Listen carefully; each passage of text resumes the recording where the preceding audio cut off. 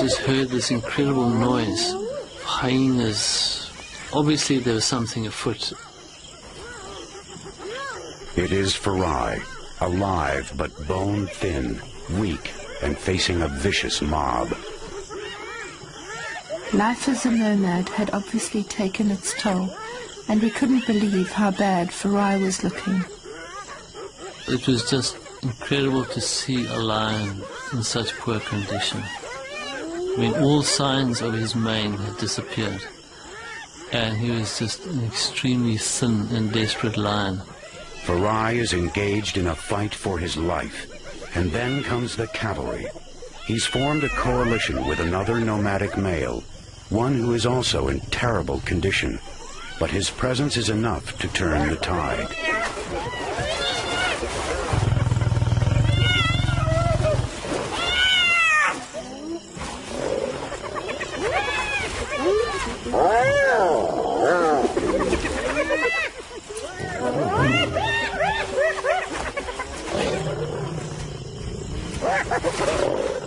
After a brief but desperate battle, the lions drive off the hyenas, and then exact a grisly revenge.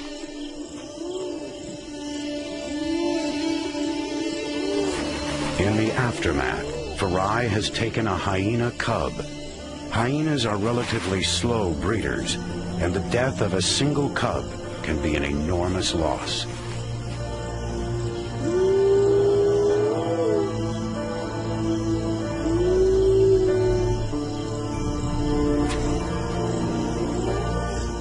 Farai seems almost too weak and exhausted to eat the cub. It's most unusual for a lion to eat a hyena, but Farai was obviously really desperate and starving. Still, the Richardsons hold out some hope for the young lion. Given the fact that he'd survived through most of the dry season, and he had formed a coalition with another male, he'd obviously hung in this long. And we just hoped that he'd manage to hang in a bit longer.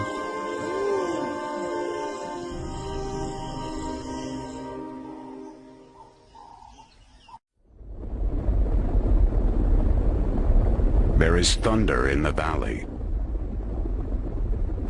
Here, great herds of buffalo make their way through a parched African landscape, responding to the siren call of water. Sweet and clear, a spring rises out of an otherwise dry riverbed, a rare oasis. It is also a trap. To get there, the animals must descend into a valley of death.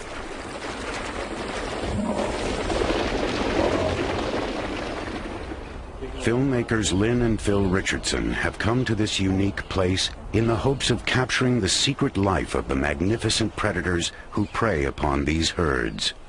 We went on an expedition in the Zambezi Valley, and during this trip we found this spring, which we realized would be perfect for lions. It's quite a big spring in an area which is very hot and very dry. So the large herds of buffalo, they have to go there to drink. The Zambezi Valley, broad and deep, carves its way through the ancient landscape of northern Zimbabwe. The spring lies 30 miles from the Zambezi River. The gorge around the spring is a dream landscape for predators, but it can be a nightmare for filmmaking. Thick scrub and countless gullies render vehicles useless. Making a film about lions on foot is something that hasn't been done before. We thought long and hard about walking with lions. At first it was really scary, but after a while it was extremely invigorating. But walking with lions means lugging camera equipment over difficult terrain, in heat that can reach 115 degrees. With trackers Vice and Chris, Lynn follows a fresh trail. This is fresh now. Fresh, what time? Yeah, this is 6 o'clock. Okay, this is the one we must stay on now, Vice. Okay, let's follow this one. The lions have gotten used to the filmmakers and usually ignore them, but today, for some reason, they are not welcome.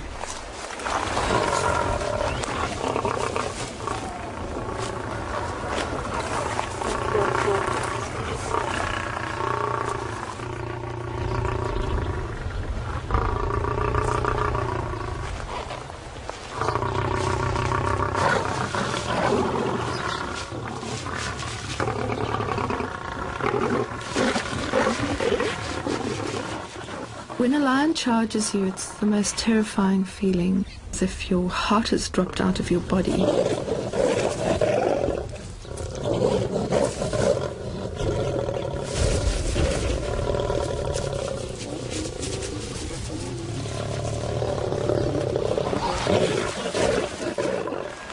At times I thought, well, this is it, and it's coming too close, what do I do? But thank goodness our trackers taught us not to move. And that was our saving grace. Sorry, Shumba. Very sorry. I think speaking to them very gently and quietly makes them relax. I'm certain of that. At first, Lynn assumes that they have stumbled upon sleeping lions. They're all sleeping here. That's a pity. We disturbed them. Now he's coming back. It's great. Okay, Shumba. But then the reason for the lion's aggression becomes clear. Vice is the first to realize what's wrong. The small one.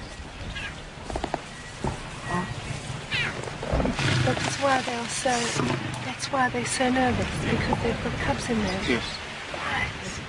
It's their first glimpse of a cub they'll call Shumba, a cub who will become an important part of their lives over the next 4 years.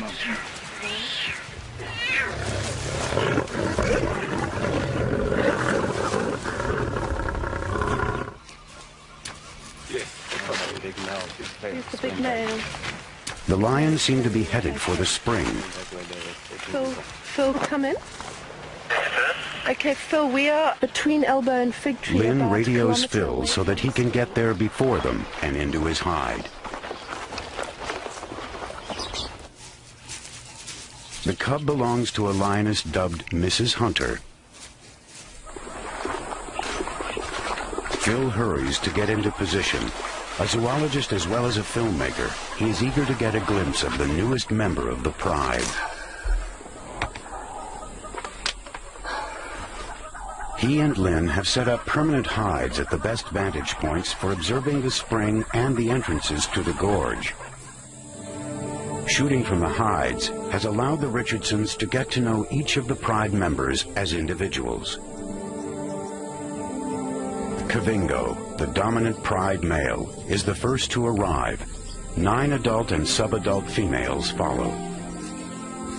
Kavinga is the territorial male. He's actually a wonderful lion. He just has a superb confidence about him. And what's best is that he's relaxed with us and accepts us. Mrs. Hunter is the killer in the pride. She's very experienced, but she's also a fantastic and very gentle mother. Her cub Shumba was so confident and full of life, we knew from the outset that she was to be a very special lion.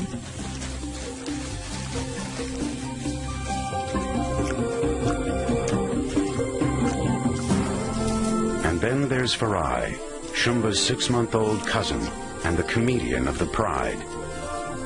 Farai is a lion cub without a care in the world. He thinks this whole place is just made for him, and all the lions are his playmates. He's just an indomitable little fella. Another lioness calls for her own cubs, just 2 weeks older than Shumba. Lionesses in a pride tend to synchronize their breeding and share child-rearing duties, even suckling each other's babies. But there's no time to tarry at the spring. It's been 3 days since the lions have eaten, and if the lionesses are to continue to produce milk, they must hunt.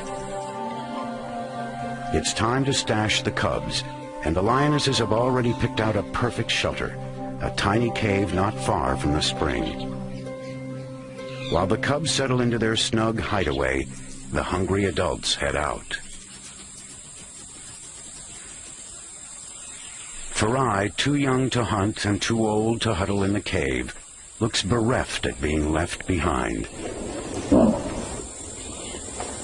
At the height of the dry season, several herds of buffalo come to drink at the spring every day. The buffalo must be aware that lions haunt this place, but thirst leaves them no choice. The lions take up ambush positions at the entrances to the spring.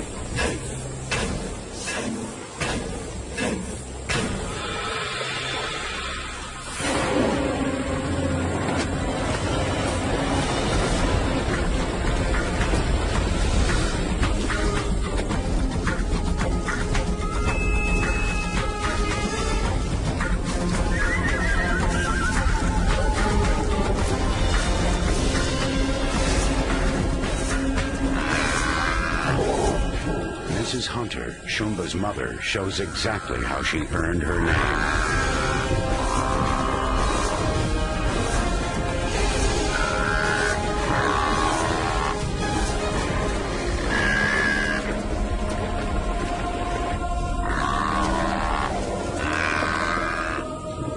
Deftly, she hangs on to the thrashing one-ton animal, keeping out of reach of sharp hooves and horns.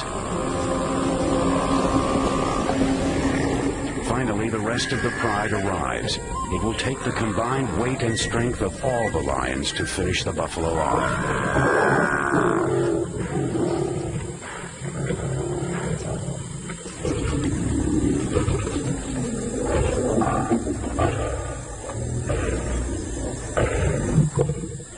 Within minutes, the scavengers have settled in to observe the kill, as have the filmmakers. They don't make a kill every day, and so when they do eat, they make the most of it. And they really gorge themselves and can eat 40 pounds of meat at a sitting. Spotted hyenas join the vultures waiting for a place at the banquet. The lions are so full that their attempts to drive off the hyenas, their ancient enemies, are half-hearted at best.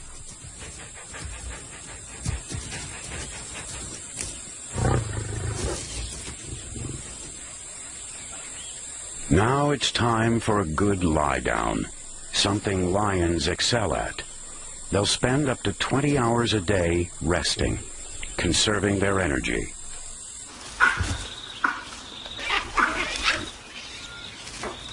But for the Richardsons, there's no time to nap. Back at camp, they have to prepare for a long night of filming. Okay, you got the lipstick? As dusk settles over the camp, some noisy neighbors roost in the trees above. For Phil and Lynn, the baboons are not just amusing. The baboons are quite helpful in a way. They're extremely vigilant, so when they're in camp, they act as a sort of security system for us and sound the alarm if a lion or leopard is approaching camp.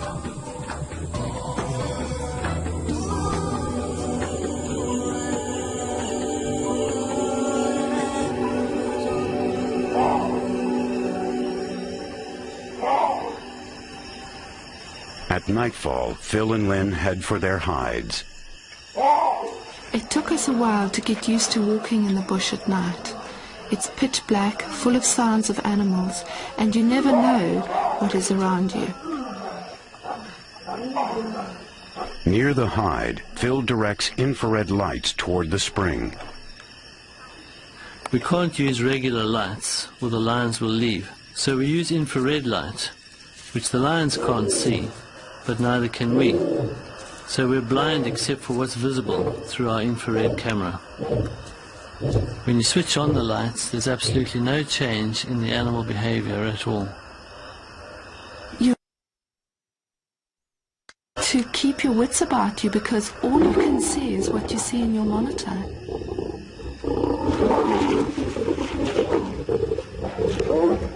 Tonight, the pride is feeding on yet another buffalo carcass.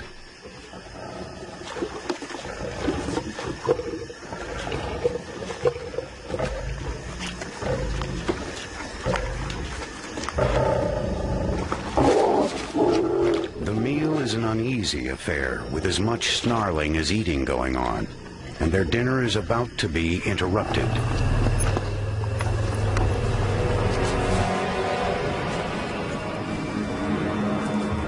Elephants prefer to visit the spring by night, but they do not appreciate the company of lions.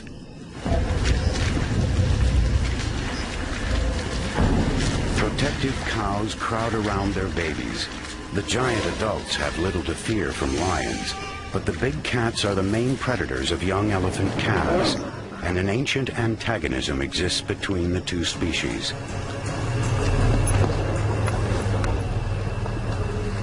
A psychological duel ensues. The elephants seem infuriated by the proximity of the lions.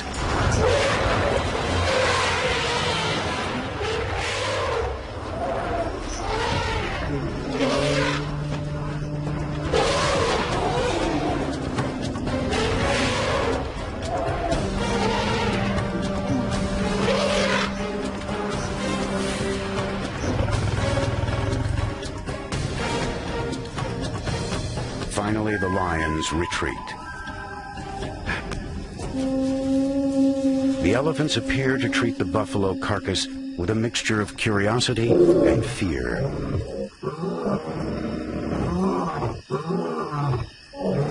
As if to deny their defeat, Farai, Mrs. Hunter, and Kavingo noisily announce that they are still the rightful kings of beasts. The adults in the pride are extremely tolerant of Farai. They put up with his antics with little more than a snarl or two.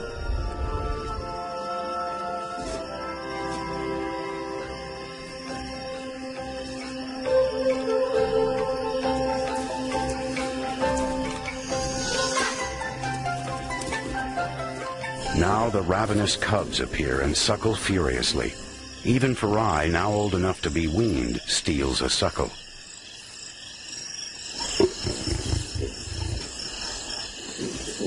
Eventually, the females decide that enough is enough.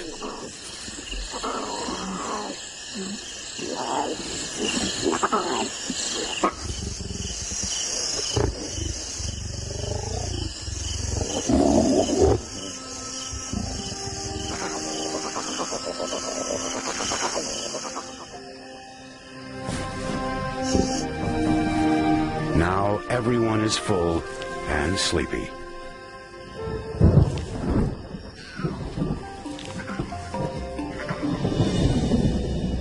But the rumble of thunder interrupts the lion's reverie. This calm, balmy night is about to take a violent turn. Humidity blown in from the north heralds the end of the long, hot, dry season.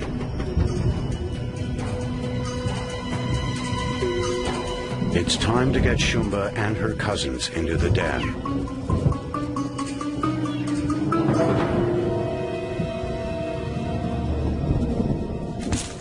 The filmmakers, too, head for cover, hoping that they won't blunder into elephants or lions in the rumbling darkness.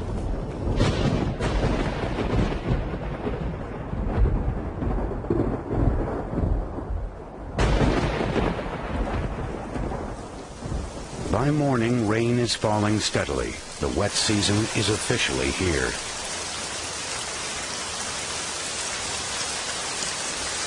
This is good news for the wild things in the area, but not for the film crew. With water available everywhere, the great herds will no longer need to come to the spring, and the lions will head out after them. Filming will have to be suspended.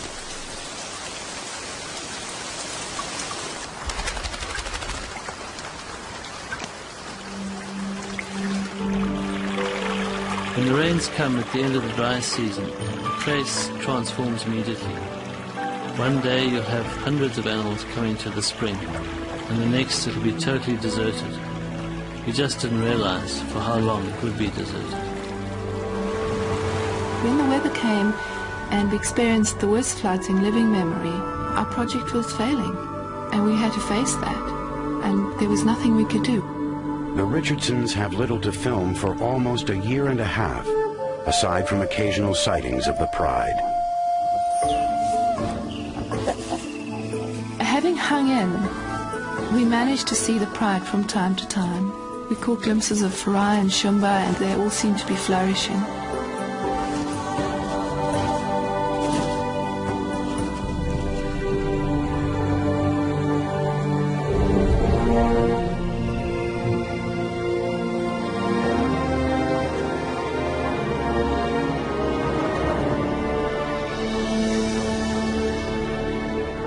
Finally, after 18 months of mostly lost filming, the weather turns and the landscape begins to dry out again.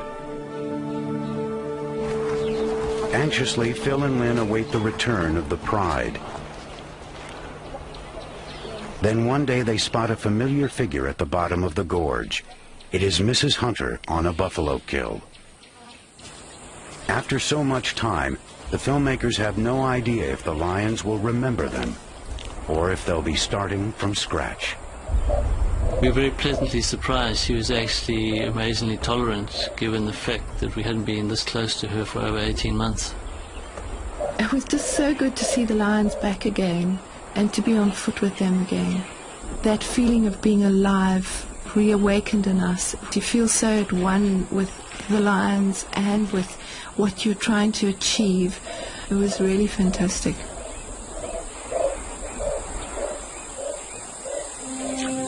The filmmakers are delighted to see another lioness approach the kill.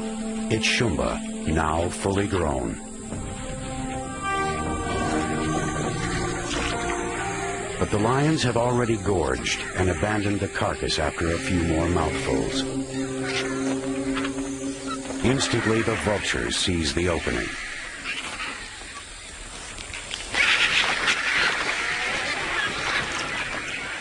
Shumba is not pleased, and with good reason. A vulture can consume 2 pounds of flesh in minutes.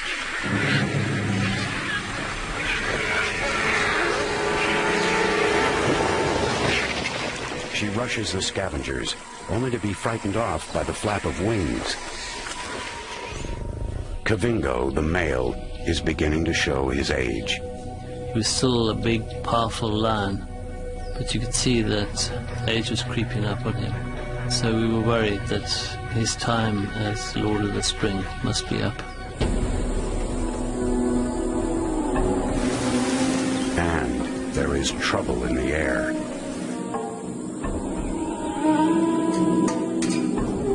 For weeks, Kavingo has smelled the telltale signs of 2 young males wandering through his territory.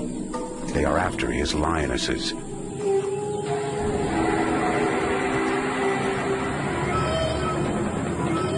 And today the nomads have decided to stake their claim.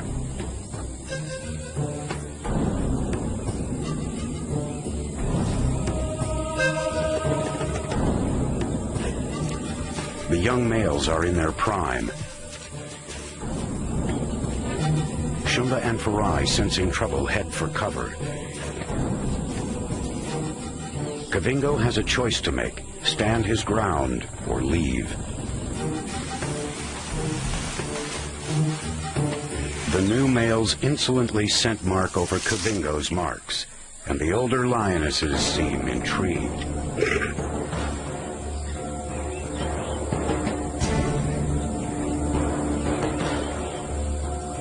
Like most young males, these 2 were expelled from their birth prides at about Farai's age, and have wandered after the herds ever since.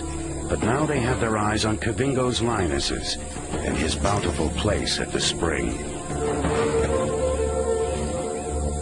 Kavingo, outnumbered, is still reluctant to give up his territory. But one of the new males takes the offensive.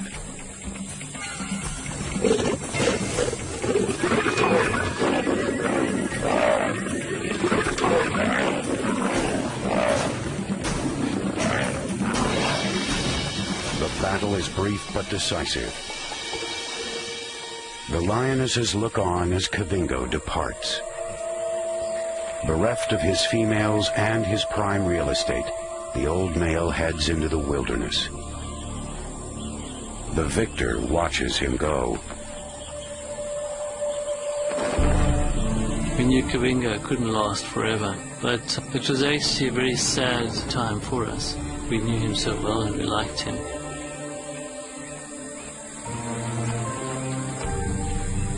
I was really sad to see Kavingo go, not only because we knew we'd never see him again, but because we got so attached to him. He was a very composed lion and very patient with his cubs. It was really sad to see him leave.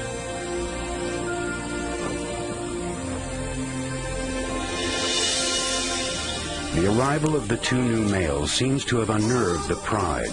Young Shumba and Farai take to the trees in terror. Farai's approaching the age when young males are driven from the pride. With tolerant Kavingo gone, his situation is precarious.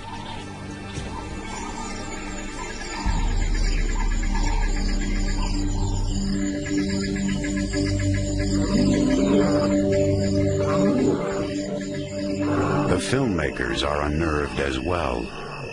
These lions came from nowhere. We'd never seen them before. They'd probably not laid their eyes on humans before. They kept running away when we went close to them. Hoping the lions will come to them, Phil and Lynn set up in a hide near the pride's favorite place to drink. They don't have to wait long. It's the larger of the new males, loudly roaring his claim to this territory.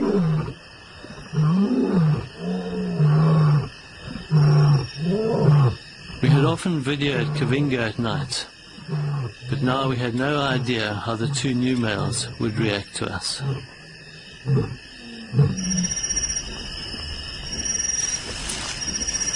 The adult lionesses seem to have accepted their new leader.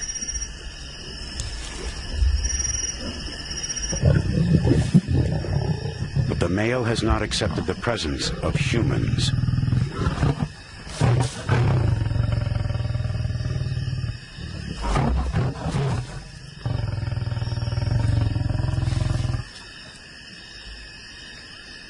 They're huge, powerful animals, and those growls and roars just rattle through your body. It's really scary at night.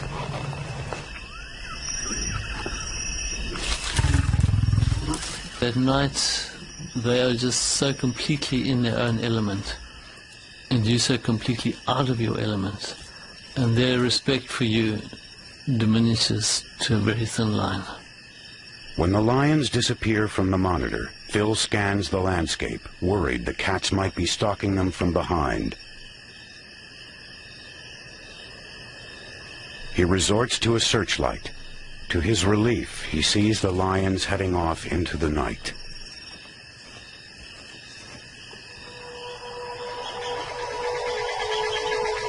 The dry season is deepening. Gradually, the last water in the riverbed evaporates, leaving the spring as the only surface water for miles around. Life becomes ever more desperate for the wildlife. A few miles from the spring, elephants gather in the withering heat, which now soars over 100 degrees. The riverbed looks dry, but the elephants are about to transform it. There are a few places where the water level underground seems to rise up, and they dig wells to get down to the water.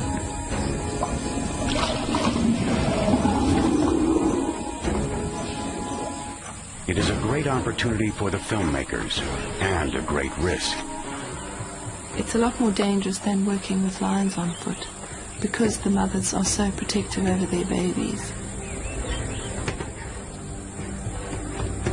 Using their enormous bulk and strength, the elephants dig down to the water level to create mud wallows. The mud cools them and protects their hides from parasites. For the youngsters, wallowing is just plain fun. Baboons are happy to help themselves to the fruits of the elephant's labors. It's dangerous for baboon babies to wander. New males in the troop might kill them. Fortunately, these babies come equipped with restraining devices.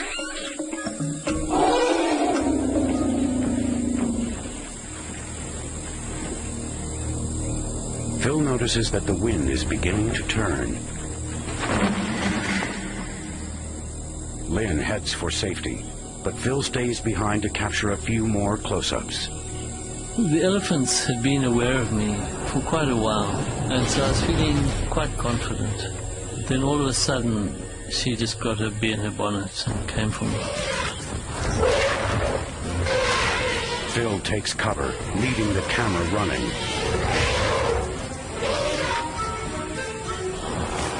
It was a pretty full-on charge, because she stopped only 4 feet from the camera.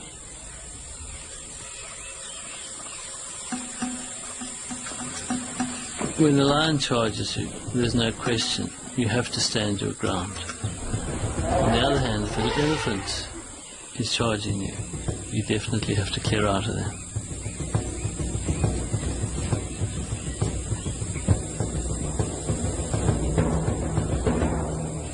After the elephants depart, the pride makes its way to the dry riverbed to rest. The new males and the older lionesses have accepted each other, for the most part.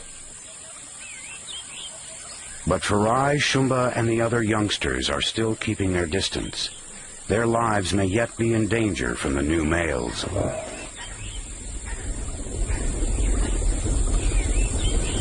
Shumba is the first to hear intriguing sounds from above the gorge.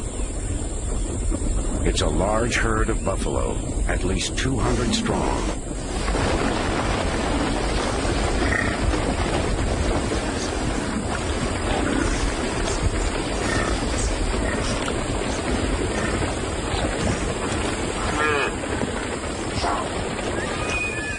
The sheer size and numbers of the herd take the young lions by surprise.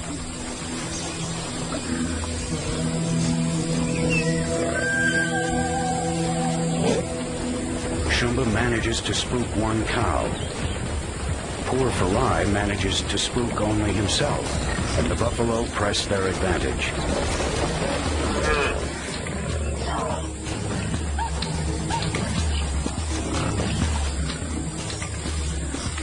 Buffalo are strange.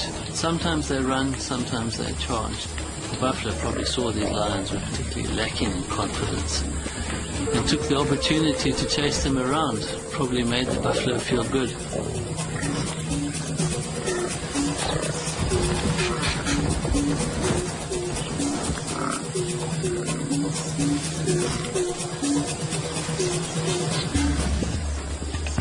The young lions slink off in ignominious defeat. One of the new males is watching Farai closely. He's not likely to tolerate the young male much longer. Shumba seems oblivious to her cousin's predicament and sticks by him constantly.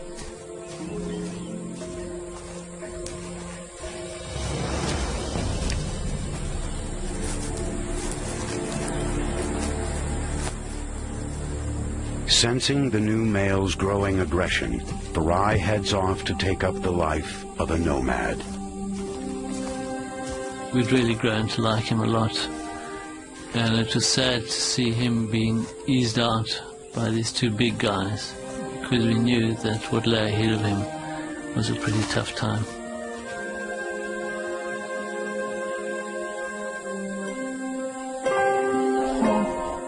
Shumba calls after him in vain.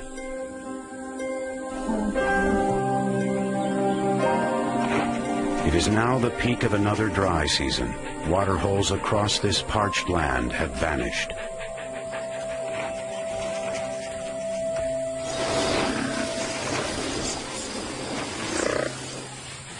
Some grazers are starving, and some have not made it.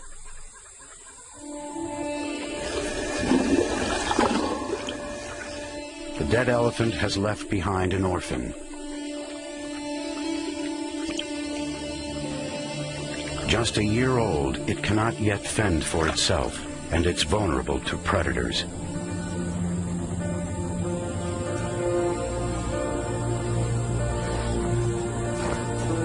If it is not adopted, it has no chance. Elephants do sometimes adopt orphans, but this one seems to be having no luck. It may be the stress of the season, the battle for scarce resources, that causes the herd to reject the baby. Filming that little baby being rejected was so hard. I just thought, this is tough. Nature is so cruel at times. But it was really very sad to see that female push it away, and then it just went off on its own because it kind of got the message. And that was even harder because there was this tiny little thing that wasn't going to have much of a chance out on its own.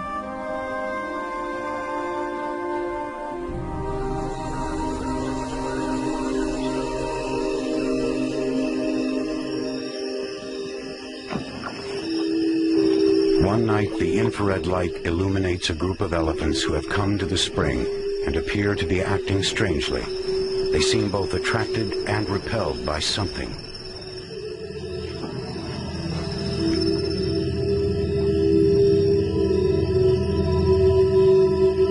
After searching through their monitors, the Richardsons discover the cause. It's the baby elephant, now dead. After having followed the baby Ellie for days and nights, we were amazed to see the other elephants pay their respects. It was very touching. It's difficult to know why they do it. Maybe it's just curiosity. Maybe there is some sort of feeling of loss within the elephants that they feel one of their number has gone.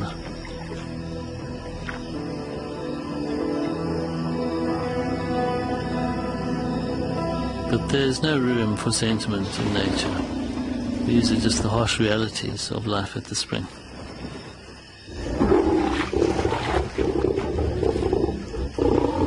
Before long, the lion pride has descended on the remains of the baby elephant. The size of the carcass brings together the entire pride for the first time since the arrival of the new males. The meal becomes a snarling, snappish affair.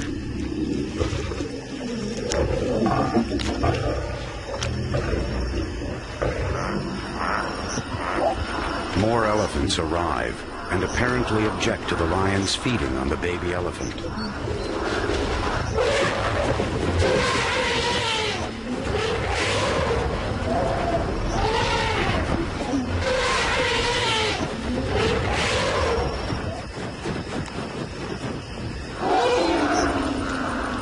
In the end, it's a standoff.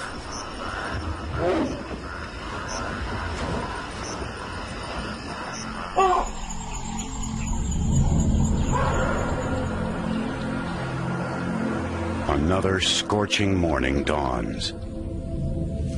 The baboon sentries take up their lookout posts in the trees as hundreds of impala descend into the gorge.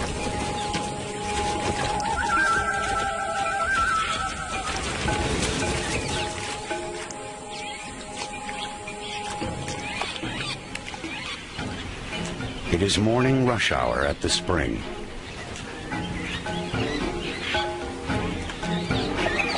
In anticipation of a hunt, Lynn has taken up a position in a hide. Trackers Vice and Chris scan the scene from a tree above the gorge, keeping Lynn informed as to where the pride is heading. They're on the move. Lynn is anxious to see if Shumba has gained confidence after her brush with the buffalo.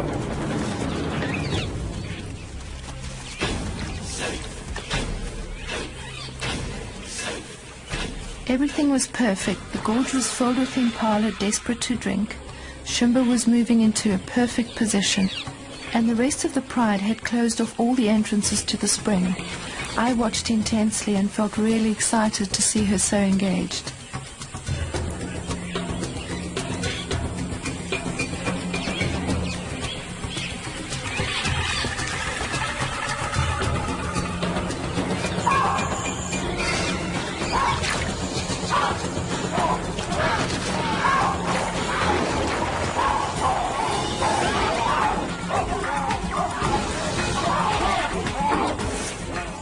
Inexperience, Shumba seems unable to decide which antelope to charge and lopes after them indiscriminately.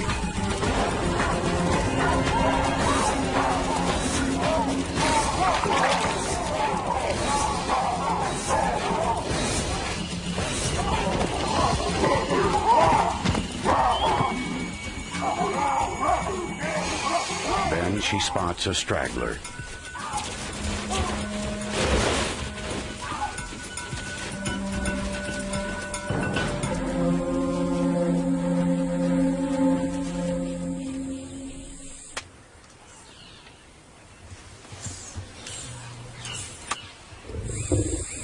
I lost her in the vegetation, but we quickly moved to find she had made a kill. Shumba has finally come of age as a hunter.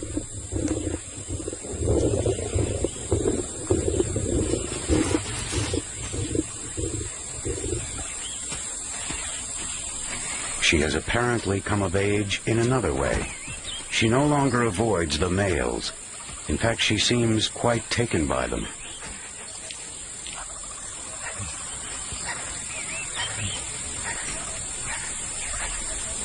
Both males have noticed her condition, but 2 males and 1 female in heat can be a powder keg.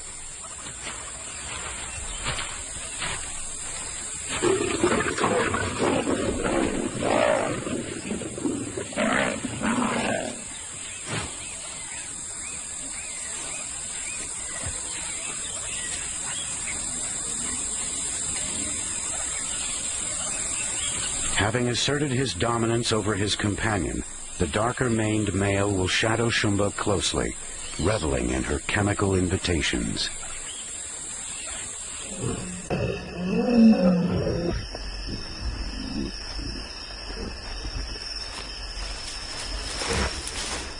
By nightfall, Shumba is in an amorous mood, and so is the dark-maned male. Their courtship will last about 3 days and nights, punctuated by mating about every 20 minutes.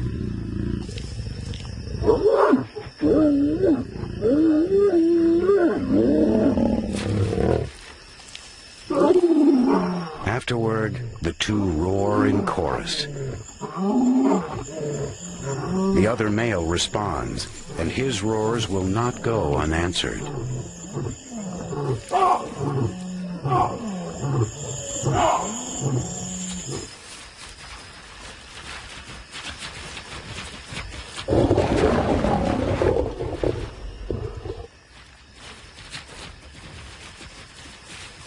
Having reprimanded his companion, the male returns to court Shumba once again.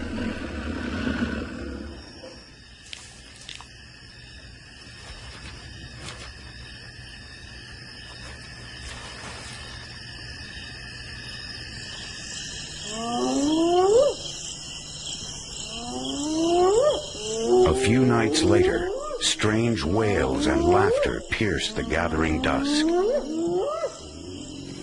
I just heard this incredible noise. Hyenas. Obviously there was something afoot. It is Farai, alive but bone-thin, weak, and facing a vicious mob. Life as a nomad had obviously taken its toll, and we couldn't believe how bad Farai was looking. It was just incredible to see a lion in such poor condition. I mean, all signs of his mane had disappeared, and he was just an extremely thin and desperate lion. Farai is engaged in a fight for his life, and then comes the cavalry. He's formed a coalition with another nomadic male, one who is also in terrible condition, but his presence is enough to turn the tide.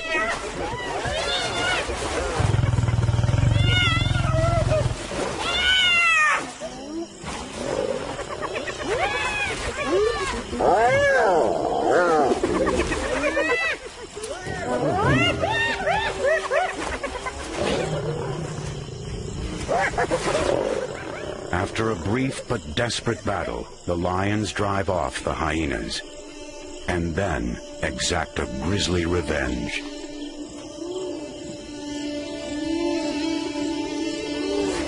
In the aftermath, Farai has taken a hyena cub. Hyenas are relatively slow breeders, and the death of a single cub can be an enormous loss.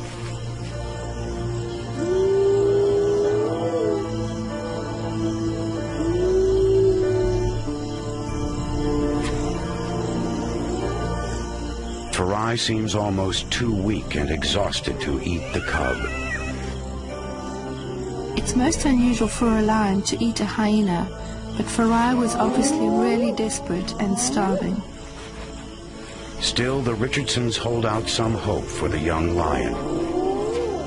Given the fact that he'd survived through most of the dry season, and he had formed a coalition with another male, he'd obviously hung in this long, and we just hoped that he'd manage to hang in a bit longer.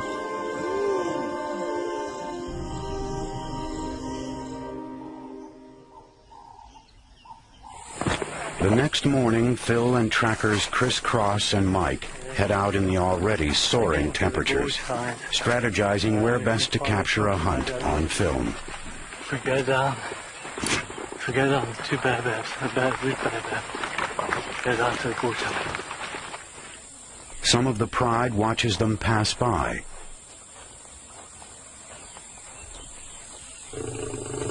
A few yards further on, warning grumbles emanate from a thicket. It's the dark-maned male.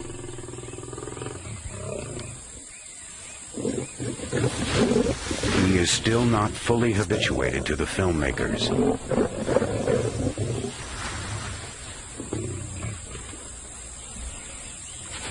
But soon the lions have lost interest in them.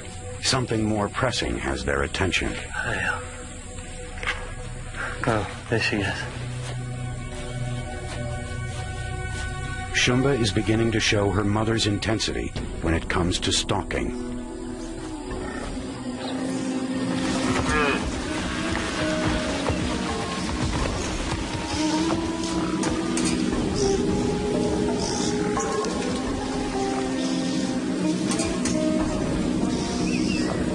At the lip of the gorge, the nervous buffalo paws, perhaps sensing a trap. But thirst overcomes caution, and the buffalo take the plunge.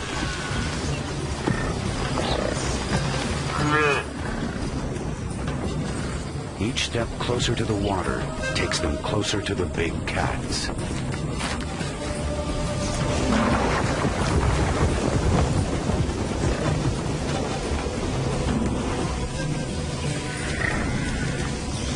I ended up being in a perfect position.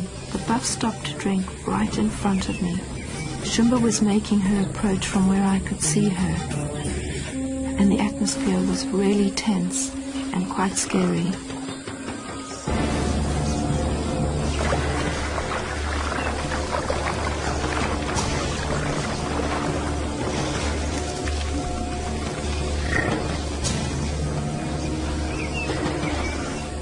Shumba begins her stalk.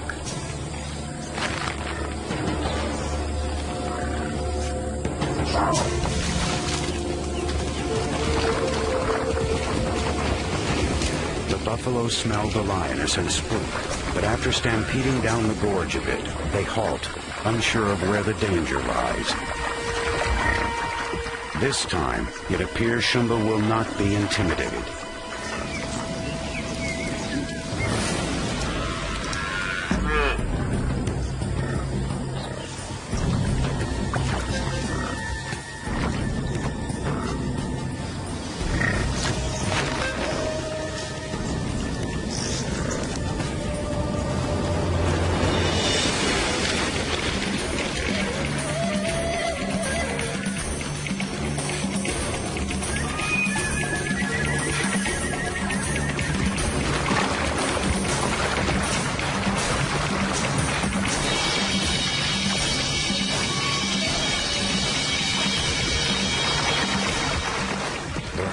Thunders away from the young lioness.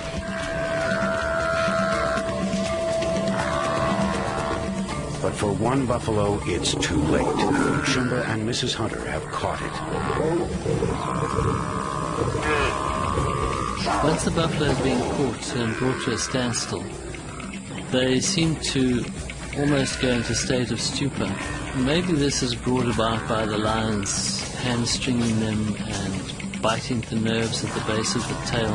He's sort of held in one position. Once he's on the ground, he's got no chance. It will take the pride 20 minutes to kill the enormous beast.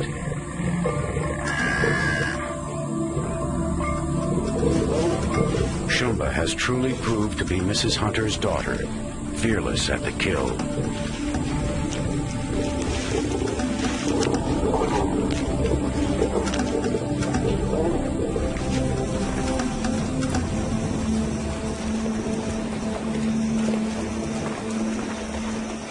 In the ensuing few weeks, it becomes clear that Shumba is up to something. The lions often used to lie up in the dry riverbed, but we noticed that Shumba was always there, and quite often on her own. So we suspected that she wasn't just lying up for comfort, but that something else was cooking. Crisscross and Mike keep an eye on Shumba, waiting for her to head out on a hunting excursion.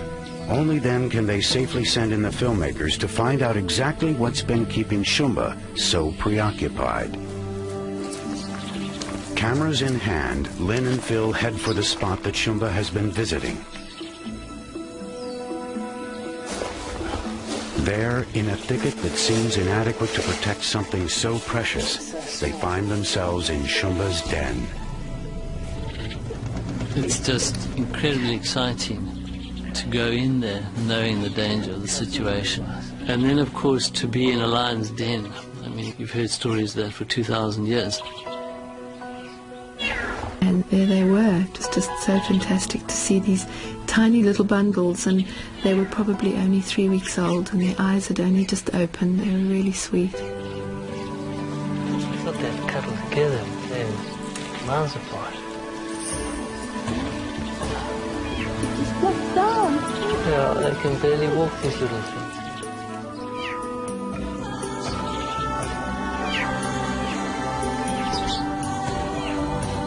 Chris, confirm you're still with the lioness, over. Phil radios the trackers to find that time is short. Shumba is heading back to her den.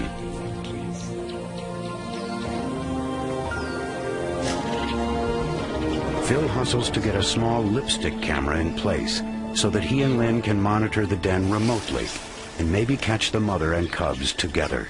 Okay, let's see, let's clear out here. The lipstick's ready. Then it's time to go.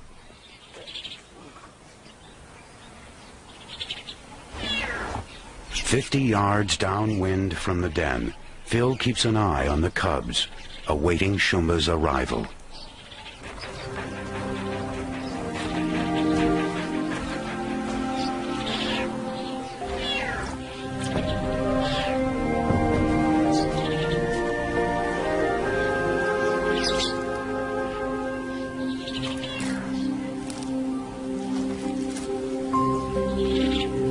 I don't believe it, but the lioness is in the den.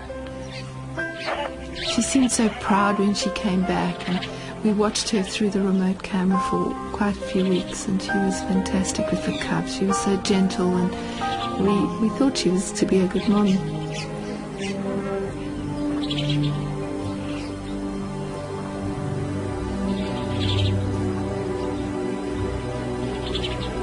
It's been the perfect ending to the Richardsons' time walking with lions. After 4 difficult years, they've captured the most intimate moments of an entire generation of lions on film. On the horizon, storm clouds have begun to gather.